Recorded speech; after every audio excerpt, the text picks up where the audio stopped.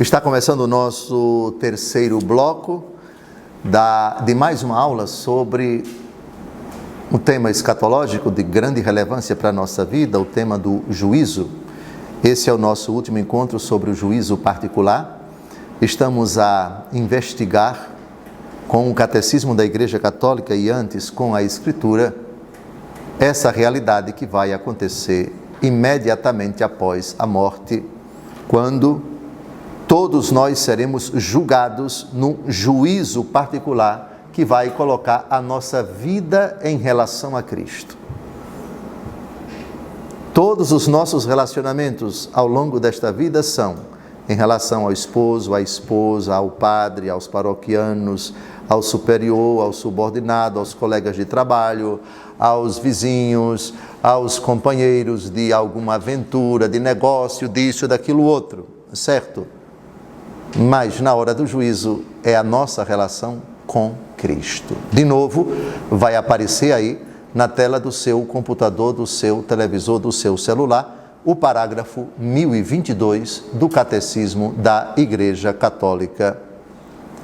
Acho que agora já podemos todos ler em voz alta, ainda que a letrinha esteja pequena. Vamos ver se todo mundo consegue ler. Vamos lá. Cada homem recebe em sua alma imortal a retribuição eterna. A partir do momento da morte, num juízo particular que coloca sua vida em relação à vida de Cristo, seja por meio de uma purificação, seja para entrar de imediato na felicidade do céu, seja para condenar-se de imediato para sempre. Imediatamente, de imediato. Não há espera, por favor. Morreu, como se fulano acabou de morrer, a alma fica ali aguardando. Você aguarde, porque daqui a pouco o Altíssimo vai receber você para o julgamento, ele está ali ocupado. Nada disso. Imediatamente. Morreu, é apresentado diante do Senhor. Objeto do julgamento, sua vida inteira aqui na terra em relação a Cristo. Sua adesão a Ele ou o deboche. Sua fidelidade a Ele ou sua infidelidade. Sua alegria por crer nele, por esperar nele, por amá-lo, por obedecer a Ele ou não. Toda a vida. Ah, mas a vida é muito longa, Dom José. Será que vai demorar? Uma pessoa que morre com 89 anos, 90 anos, não demora muito o julgamento, já que tem que considerar todos os pensamentos, todas as palavras da pessoa, todas as ações da pessoa. O julgamento vai durar menos de 1 segundo. Primeiro, porque terminou a vida terrena, a pessoa morreu, acabou o tempo.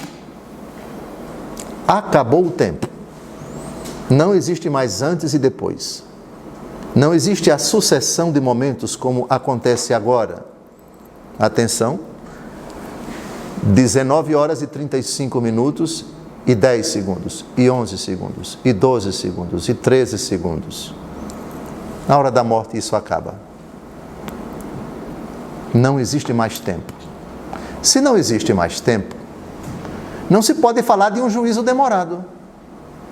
Porque algo demorado é algo que demora tempo, que requer tempo e muito tempo. Como se falar em tempo se com a hora da morte acaba o tempo? Segunda coisa, nós vamos ser julgados diante de Deus, que não é sujeito ao tempo. Deus é eterno. Segundo, o Deus eterno conhece tudo. Conhece toda a nossa vida. Antes de virmos à existência, antes de sermos criados. Conhece, portanto, num ato único, todos os nossos pensamentos, todas as nossas palavras, todas as nossas ações e todas as nossas omissões. Agora, no dia do juízo, nós receberemos dele uma capacidade para, num único segundo, é até impróprio falar em segundo, porque acabou o tempo, mas no mesmo instante, de nos vermos a vida toda nossa, diante de Deus, perante quem ninguém pode fingir, ninguém pode dissimular. Se Deus sabe de tudo, conhece tudo, e agora eu estou vendo toda a minha vida num único instante, como isso é capaz? Como entra na nossa cabeça isso? Não entra, porque nós estamos sujeitos ao tempo.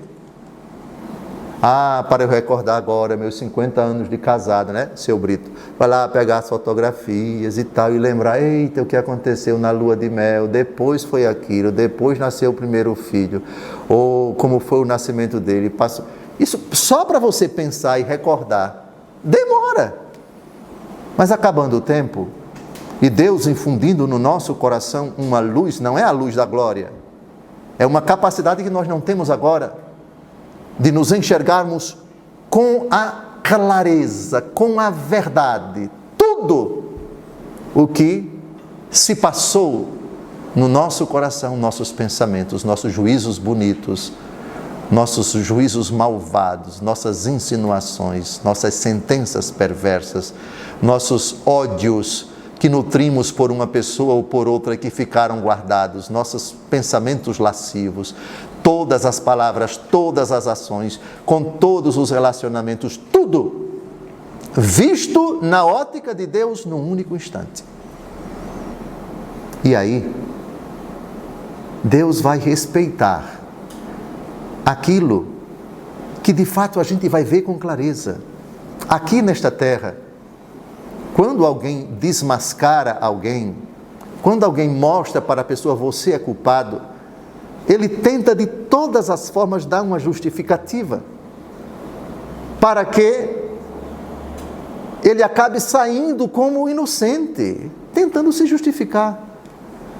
Isso diante de Deus não vai acontecer, porque Deus conhece tudo, e nós vamos nos ver como Deus nos vê, e a sentença será nossa, e Deus Todo-Poderoso, Cristo Jesus, vai respeitar. Não vos conheço, é a expressão que o noivo utiliza na parábola das virgens, quando a porta se fecha e as 5 virgens imprudentes chegam. Não vai ter absolutamente isso para quem se encontrar em pecado mortal. Mas eu queria explicar, Jesus. Essa possibilidade é ridícula, porque Jesus é Deus e sabe de tudo. O pecado mortal no qual aquela alma se encontrou na hora derradeira está evidente. E ninguém pode fingir diante de Jesus. Está a verdade. Eu estou vendo a verdade que está em mim, que fui eu. Essa é a verdade do estado da minha alma na hora derradeira. Não vai haver contestação, não vai haver procrastinação, não vai haver pedido de reconsideração. Portanto, Cristo, que vê tudo e sabe tudo, é diante dele que vamos ser julgados.